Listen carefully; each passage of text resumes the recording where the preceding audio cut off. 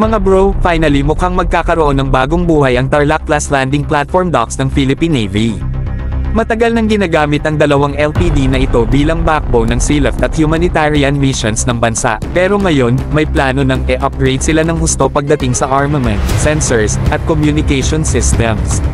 Kung tutusin, overdue na talaga itong modernization, dahil sa laki at halaga ng mga barkong ito, kailangan nilang maging mas capable sa iba't ibang operations.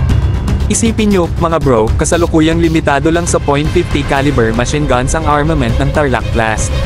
Pero sa modernong battlefield, kailangan na ng mas credible defense systems tulad ng close-in weapon systems, CIWS, missile launchers, at mas advanced na radar para protektahan ang sarili at ang mga sundalong dala nila. Kung matutuloy ito, siguradong tataas ang survivability ng mga barko sa high-threat environments. Bukod pa riyan, malaking tulong din ang sensor at communication upgrades. Sa panahon ngayon, hindi sapat ang basic navigation at communication tools. Kailangan ng integrated combat management systems, advanced surveillance radars, at secure comms na pwedeng makipag-network sa ibang assets ng PN, PAF, at AFP. Ibig sabihin, mas magiging joint force ready, ang Tarlac class, handang makipagsabayan sa modernong warfare requirements. Strategically, mga bro, napakahalaga ng Tarlac class LPDs.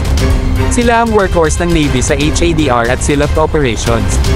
Pero kung madagdagan pa sila ng credible combat capability, pwede na rin silang mag-serve bilang command ships o support platform sa malalaking naval task forces.